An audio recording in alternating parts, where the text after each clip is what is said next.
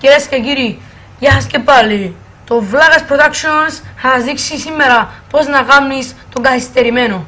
Θα σας βοηθήσουμε να δείξετε στον κόσμο πόσο καθυστερημένος μπορείς να γίνει. Παρέα. Εντάξει τα αστεία, αλλά μετά είναι ενοχλητικά το πράγμα να μάθουν τη συνέχεια. Τι να το κάνεις εσύ, εσένα.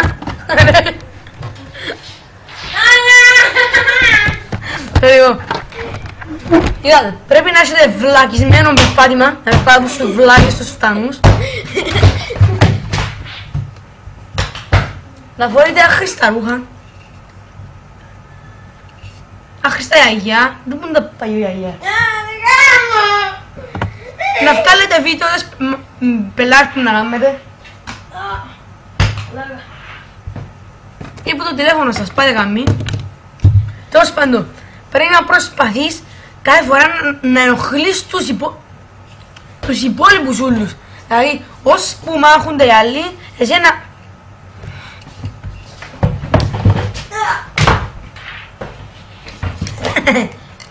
Ώσπου μάχονται οι άλλοι, εσένα πρέπει να τους ενοχλείς. Μάχονται, θέλουν να διώξεις, σου πρέπει να τους μάσεσαι, ώσπου να τους σπάσεις, να τους πρίζεις. Να μην τους αφήνεις με ηρεμία. Καλά.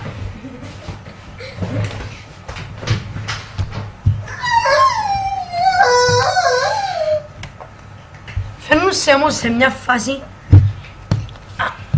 Παντόφλα είσαι σοβαρός. Πρέπει να τους φέρεις στην πιο ενοχλητική φάση. Δηλαδή που να αναγκαστούν να κάνουν κάτι τόσο ενοχλητικό. Που να είσαι τόσο ενοχλητικός να αναγκαστείς να...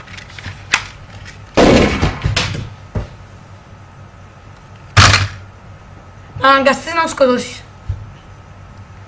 Γι' αυτό είναι το δίτσο αυτά που έπρεπε να είσαι ενοχλητικός. Γεια σας.